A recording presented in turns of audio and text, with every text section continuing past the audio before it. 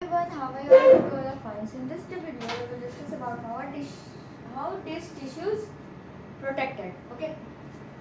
So a delicate organ like the brain, which is so important for a variety of activity. It means there is a delicate organ like the brain, which is so important for a variety of activities. It means overall, all know that brain is very important for us, and here need to be carefully protected, and also brain should need to be carefully protected. Okay. Now for this, the body is designed so that the brain sits inside a bony box. We all know that the bony box is a cranium. Now inside the box, the brain is contained in a fluid-filled balloon, which provides further shock absorption. It means inside the box there is also a fluid-like fluid field that is okay, and that is uh, provide further shock absorption. Okay. If you turn your hand down the middle of your back, you will feel a heart. It means if you run your hand down, okay, then the middle of your back, you will feel a heart. Bumpy structure. This is the vertebral column. Okay, backbone, which protects the spinal cord. Okay, but when we run our hands down, then the middle of our back, that we feel hard. Okay, that is called the backbone. Okay, this is the vertebral column, or we can say the backbone, which provide the spinal cord. Which protects the spinal cord. Now, how does the nervous system cause action? Okay, here is that how the nervous system cause action. So far we have been talking about the nervous system and how it collects information. So far that we are talking about the nervous system, and also that how it takes the information, sends it around the body, processes information, okay, and also make decision based on information, and conveys decision to muscles for action also. Okay. And after that, in other words, when the action or movement is to be performed, muscle tissue will do final job. Okay. Now how do animal muscle move? When a nerve impulse reaches the muscle, okay, then how the animal muscle move? When the muscles, which muscle? When the when the nerve impulse reaches the muscle, okay, then the muscle fiber must move. Okay, so how does a muscle cell move? Here is the next question, that the simple notion of movement at the cellular level is that muscle cell will move by changing their shape so that they shorten. Okay, so the next question is, how do muscle cells change their shape? It means this is our next question, that is how they change their muscle cells change their shape. The answer must lie in the chemistry of cellular components, that the muscle cells have a special protein that change both their shape, okay, and their arrangement also. Now in the cells, in response to nervous electrical impulses, when this happens. Now this new arrangement of these proteins gives the muscle cells, okay, a shorter form. Now then remember, when we talk about the muscle tissue in class 9, okay, in class 9 we had already discussed about the muscles, nervous tissue, muscle tissue, okay, nervous tissue, and also about the cartilage muscles, okay. Many types of muscles we have already discussed in class 9. There were different kinds of muscles such as voluntary muscles, involuntary muscles, and also there is a bone, okay, bone, that is. Now based on what we have discussed so far, when do you think the difference between these would be?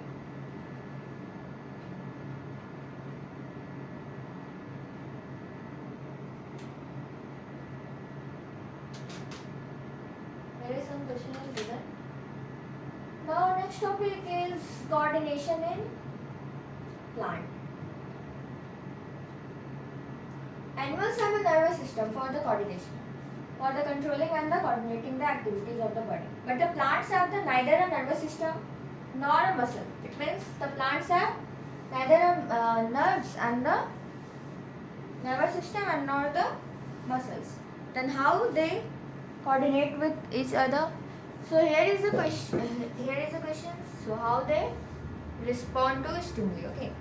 So when we touch the leaves of the what?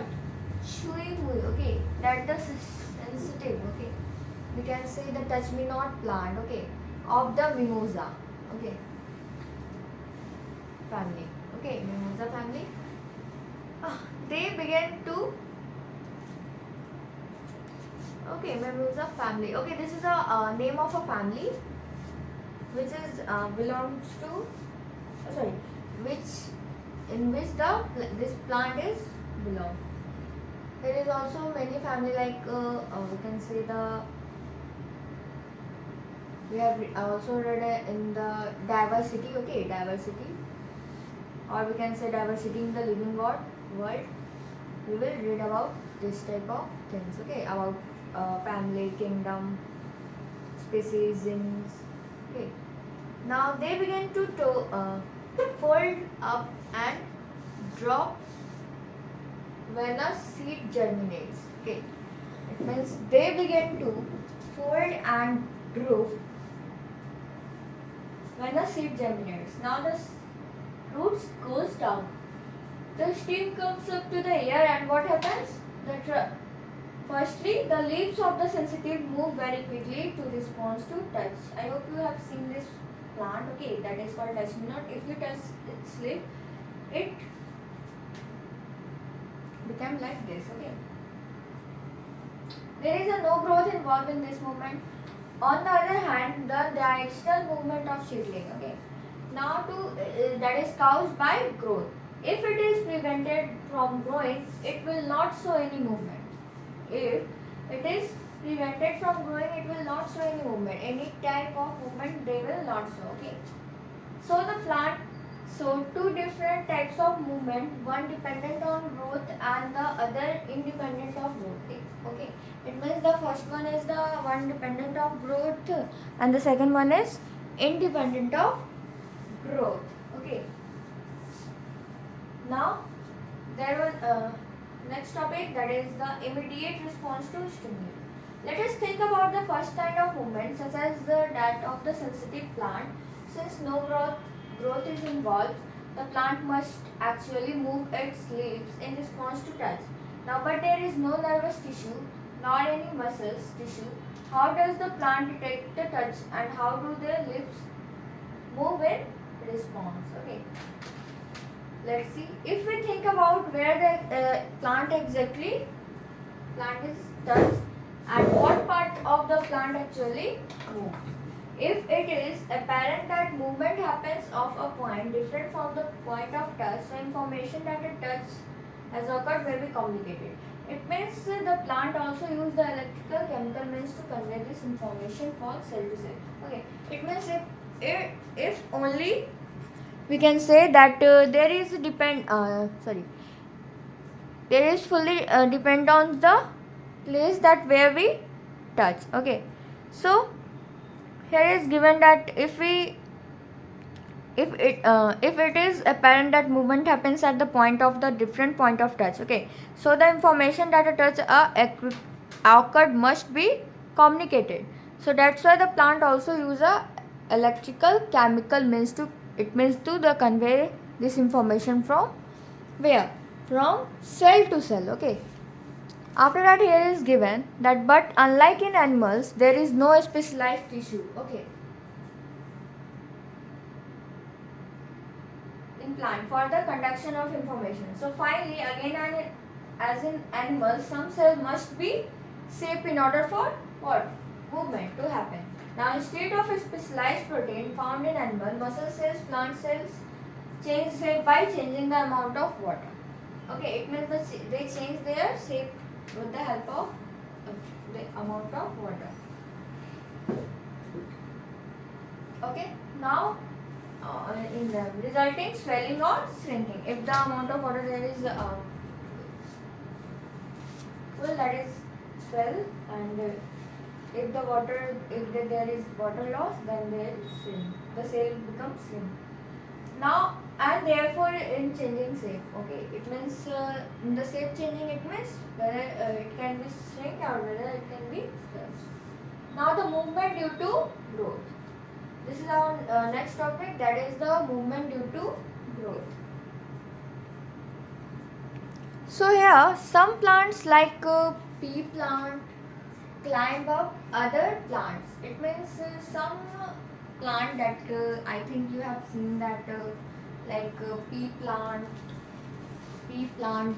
climbs up other plants, okay, of fences. Why?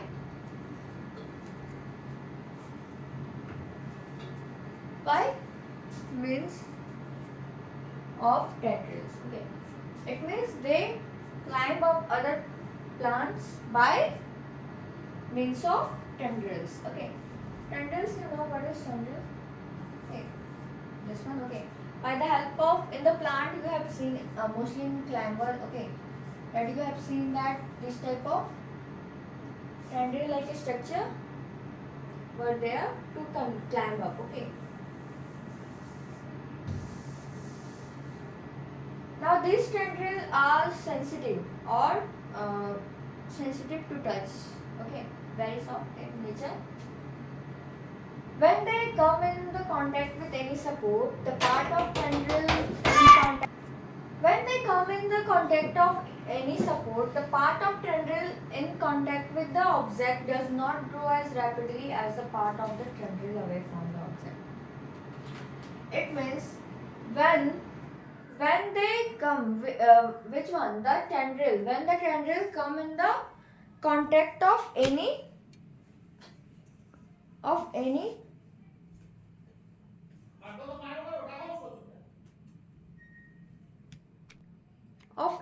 support, or you can say the part of then the part of the tendril in contact with the object, okay, and it does not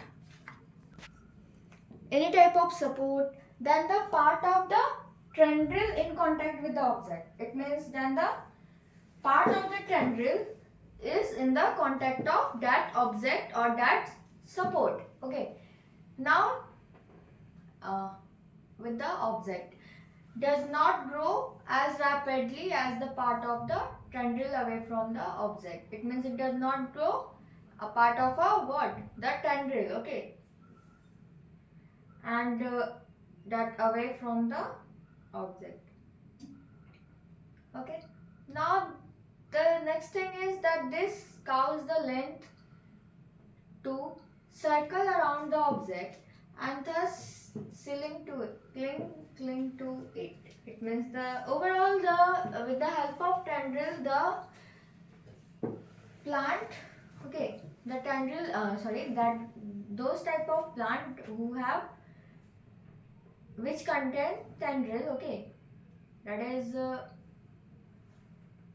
helps to climb up, okay, like mostly in the creepers, okay, the tendril is present, okay. So this type of tendril circle around the object or we can say the support and thus they cling to it. More commonly, plants respond to stimuli slowly by growing in a particular direction. It means some commonly that more commonly are that the plant respond to stimuli slowly, okay, by growing or we can say the in a particular direction, like because growth is directional, it appears as if the plant is moving, okay. Now let us understand this type of movement with the help of an example, okay. With the help of example we have to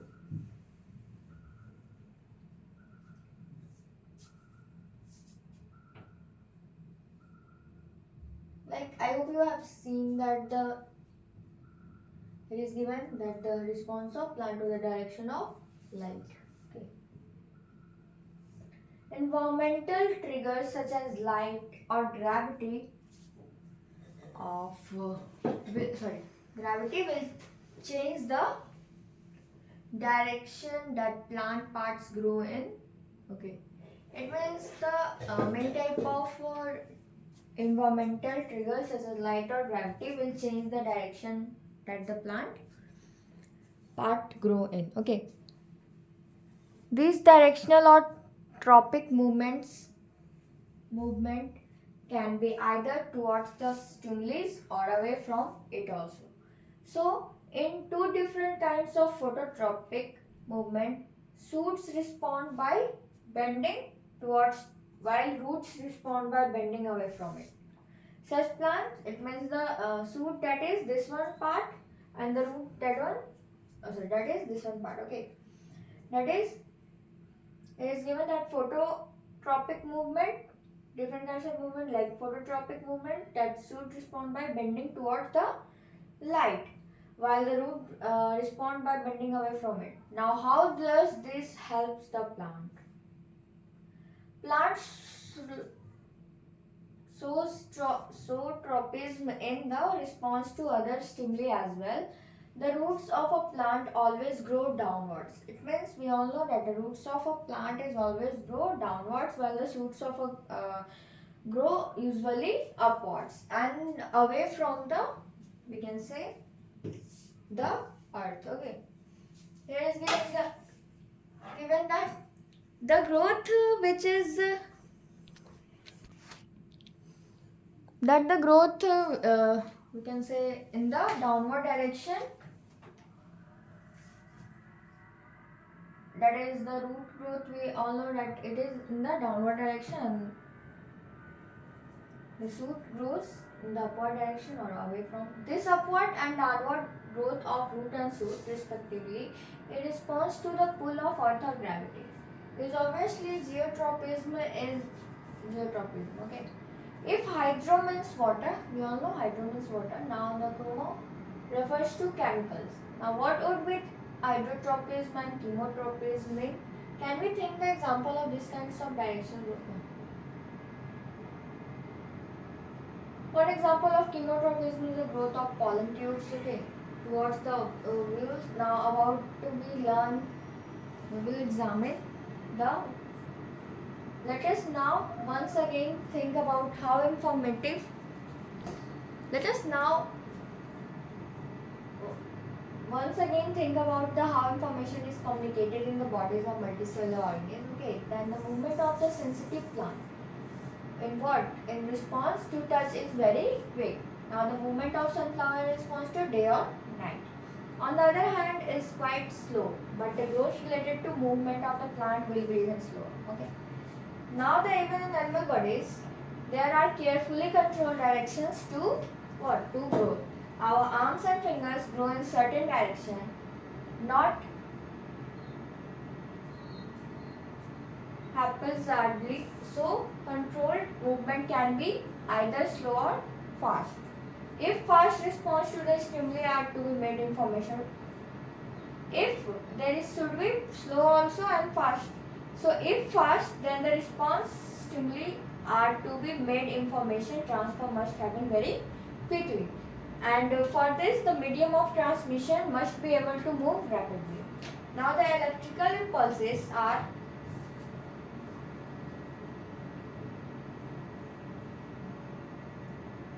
an excellent means for this. Now, but there are limitations to use this electrical impulses. Firstly, they will reach only those cells that are connected by nervous tissue. After that, not each and every cells in the animal body. And also secondly, once an electrical impulse is generated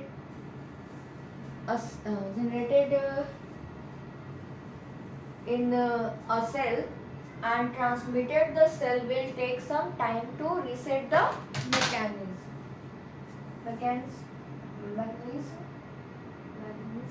before it can generate and transmit a new impulse. Okay. It is about that if the electric impulse is used in the animal cell, then it goes connected. Sorry, it reach only those the cell that are connected by nervous tissue, not by the each and every cell in the body. Okay. Here the next thing is, in other words, that the cell cannot continually create and transmit electric impulse. Now it is thus no wonder that most multicellular organisms use another means of communication between cells, and namely chemical communication. After that, if instead of generating an electrical impulse, stimulated cell release a chemical compound. It means if instead of generating an electrical impulse, okay, that stimulated cells that release a chemical compound. Okay, now this compound would diffuse all around the what? All around the original cell.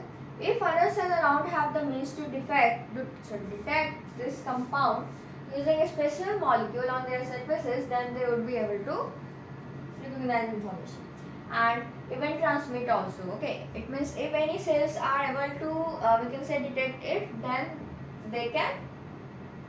they would be able to recognize information and also to transmit. Okay, this is will be a slower of course connection course, but it can potentially reach all cells of the body regardless of nervous connection. Okay, and it can be done steadily and persistently. Now these compounds are hormones used by multicellular organisms for control and coordination, so a great deal of diversity, as we could expect. Different plants' hormones helps to coordinate growth, development, and also to respond to the environment also. They are synthesized at places away from the where they act, simply diffuse the area of action. Now let us take an example that we have worked with the earlier, like the activity. This is about the activity. Okay. Now another example about the plant hormone, that is gibberellins, which like auxin help in the growth of the skin. There is one more point is given that there is a plant hormone, okay, like they are called auxin. It's synthesized at a shoot tip, okay, and helps to grow the cell uh, to grow longer, and when the light is coming from one side of the plant, auxin diffuses towards the safe side of the shoot. Now this concentration of auxin stimulated here is given about the hormone, that is whose name is auxin. Okay, this one like a hormone called auxin synthesized by at a shoot tip, and this one, okay, which always from the light, thus the plant appears bends towards light. And the another is example of the this one is also a